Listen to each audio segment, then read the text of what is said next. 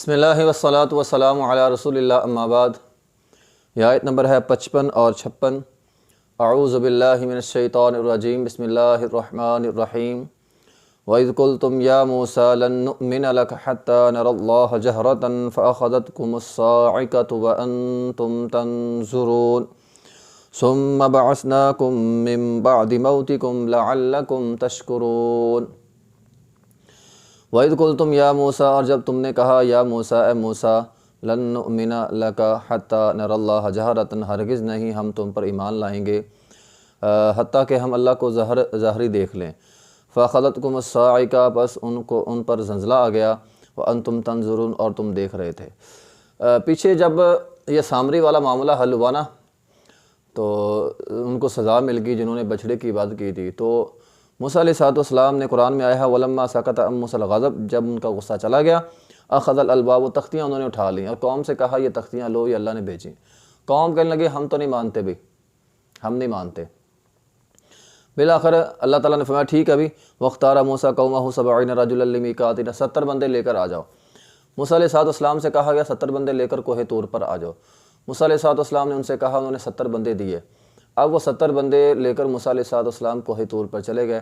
وہاں جا کر اللہ تعالیٰ سے بات کی، وحی آئی، اللہ تعالیٰ نے موسیٰ علیہ السلام سے بات کی، تو موسیٰ علیہ السلام ان کے پاس آئے اور کہا اللہ تعالیٰ نے مجھ سے بات کی ہے۔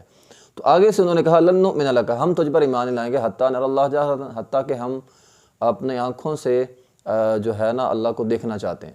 جب تک ہم دیکھ نہ لیں گے تب تک ہم ایمان نہیں لائیں گے۔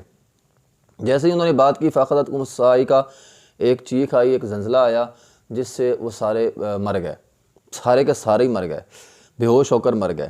تو اللہ تعالیٰ کو دیکھنے کا مطالبہ، یہ ان کی ایک ایسی گستاخانہ بات تھی جس پر انہیں یہ سزا ملی کہ وہ سارے کے سارے مر گئے۔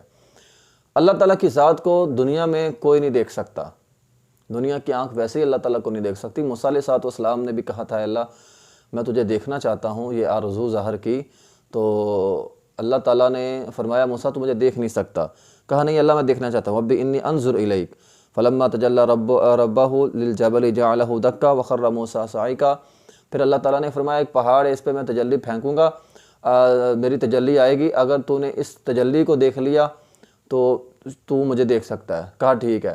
اللہ تعالیٰ نے پہاڑ پہ اپنی تجلی پھینکی جس سے پہاڑ ریزہ ریزہ ہو گیا، موسیٰ علیہ السلام بے ہوش ہو کر جو ہے وہ گر پڑے، وخر موسیٰ صعقا، بے ہوش ہو کر جو ہے وہ گر پڑے۔ تو بہرحال اللہ تعالیٰ کی ذات کو انہوں نے تو مطالبہ کیا تھا، ہم مانتے نہیں ہیں۔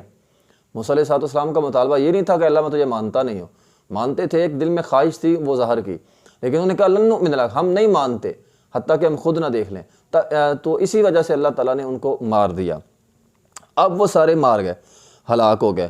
تو موسیٰ علیہ السلام نے فرمایا اللہ یہ سارے مر گئے، ان کی آفت تو یہ تو ساری میرے ذمے آ جائے گی، لوگ سارے جو بنی اسرائیلی ہیں باقی پیچھے بچے وہ تو مجھے بلیم کریں گے کہ تیری وجہ سے مارے گئے، اے اللہ ان کو دوبارہ زندہ کر دے۔ موسیٰ علیہ السلام نے فرمایا قال رب لو شئت اہلکتہم من قبل وإیایا، اے اللہ اگر ان کو مارنا ہی تھا تو پہلے مار لیتا، جب انہوں نے وہاں پہ انکار کیا تھا تو اس وقت اے اللہ ان کے قوم کے سامنے ان کو مار لیتا، اے اللہ اب ان کو دوبارہ زندہ کر دے، ان اللہ فتنتک، اے اللہ یہ تیری آزمائش ہے، اس آزمائش کو جو ہے وہ ختم کر دے۔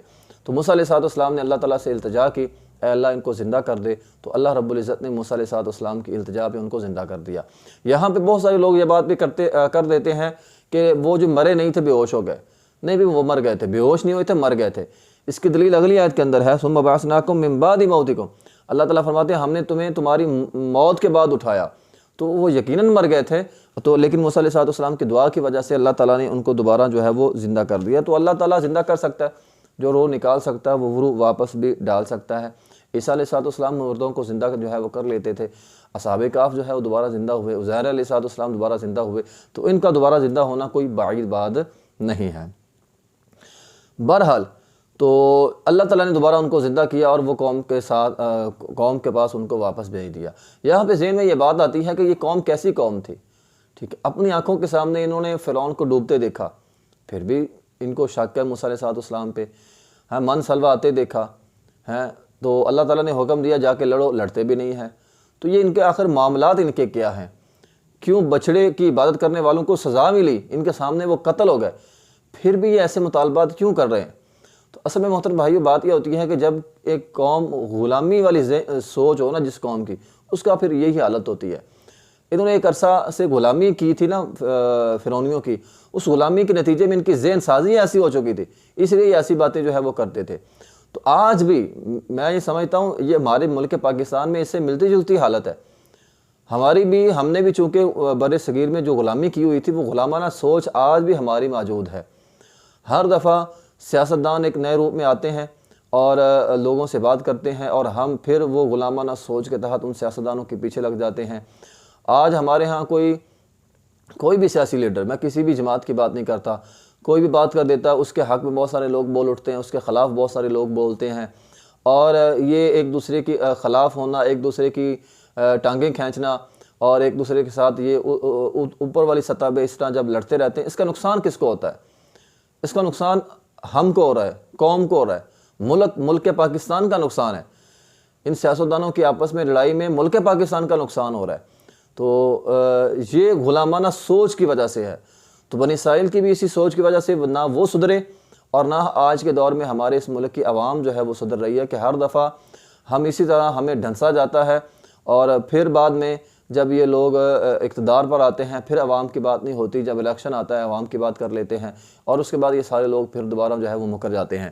تو بہرحال یہ غلامانہ سوچ کی وجہ سے ایسا ہو رہا ہے۔ آج بھی ہم دیکھ لیں، ہم آزاد تو ہو گئے، یہ تو چلو ایک سیاسی بات تھی نا، اس کے علاوہ بھی ہم آزاد تو ہو گئے، لیکن تہذیبی لحاظ سے آج بھی ہم غلام ہیں۔ ہماری خوشیاں، ہماری غمیاں آج بھی کس کو نہیں پتہ؟